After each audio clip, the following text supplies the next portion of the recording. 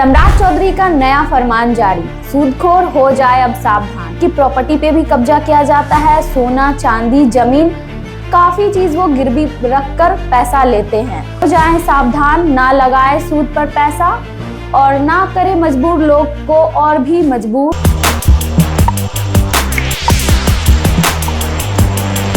नमस्कार, मैं स्वर्णा, आप देख रहे हैं वॉइस हब।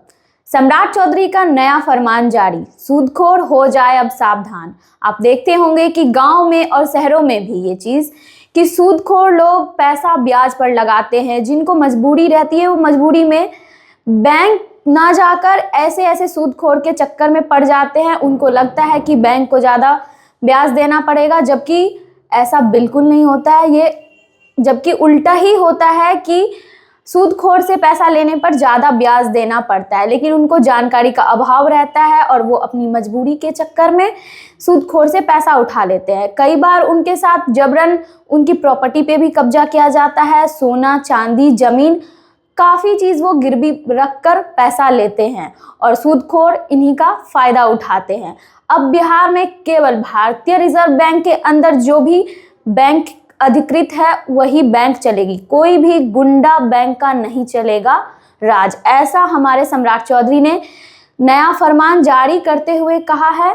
आइए देखते हैं पूरा मामला क्या है। अवैध रूप से सूद पर रुपया देने वाले लोग अब होश में आ जाए, क्योंकि सरकार ऐसे अवैध सूदखोरों के खिलाफ कड़ी कार्रवाई करने की योजना बना रही है। साथ ही उप मुख्यमंत्री सम्राट चौधरी ने सभी एसपी को भी दिया निर्देश।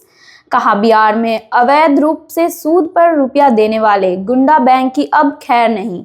राज्य सरकार ने इन पर पूरी तरह प्रतिबंध लगाने का फैसला किया है। उप मुख्यमंत्री सह गृह मंत्री सम्राट चौधरी ने बुधवार को पुलिस मुख्यालय के वरीय अधिकारियों को इससे संबंधित कड़े दिशा निर्देश जारी किए। उन्होंने स्पष्ट कहा कि बिहार में अब केवल भारतीय रिजर्व बैंक द्वारा अधिकृत बैंक ही चलेंगे। सूदखोरों के गुंडा बैंकों की अब कोई जगह नहीं होगा। जमीन गिरवी रखने को मजबूर करने वाले सूदखोरों पर होगी कड़ी कार्रवाई। उप मुख्यमंत्री सम्राट चौधरी ने सरदार पटेल भवन स्थित पुलिस मुख्यालय के सभागार में आंसू सहायक अवर निरीक्षकों के नियुक्ति पत्र वितरण कार्यक्रम में यह बात कही। उन्होंने कहा कि राज्य के कुछ असामाजिक तत्वों द्वारा आम लोगों को बहुत अधिक ब्याज पर कर्ज दिया जाता है।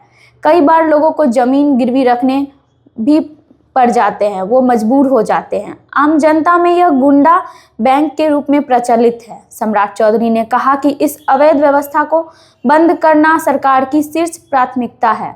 गुंडा बैंक चलाने वाले सभी लोग के खिलाफ सख्त कानूनी कार्रवाई की जाएगी। साथ ही उन्होंने एसपी को कहा कि एसपी करेंगे थानों का नियमित निरीक्षण, एआई कैमरे से होगी निगरानी। गृह मंत्री सम्राट चौधरी ने राज्य के कानून व्यवस्था को और मजबूत करने के लिए पुलिस अधिकारियों को कई अन्य महत्वपूर्ण निर्देश भी दिए। उन्होंने सभी जिला के पुलिस अधीक्षकों को एक दिन के अंतराल पर थानों का अनिवार्य निरीक्षण करने और जनता के जन संवाद स्थापित करने का निर्देश दिया है। जनसंज्ञ मामलों के लिए स्पीडी ट्रायल सुनिश्चित करने का टास्क भी दिया गया, ताकि दोषियों को जल्द सजा मिल सके। राज्य की सुरक्षा व्यवस्था को आधुनिक बनाने के लिए बड़े पैमाने पर आर्टिफिशियल इंटेलिजेंस आधारित 10,000 कैमरे लगाए जाएंगे।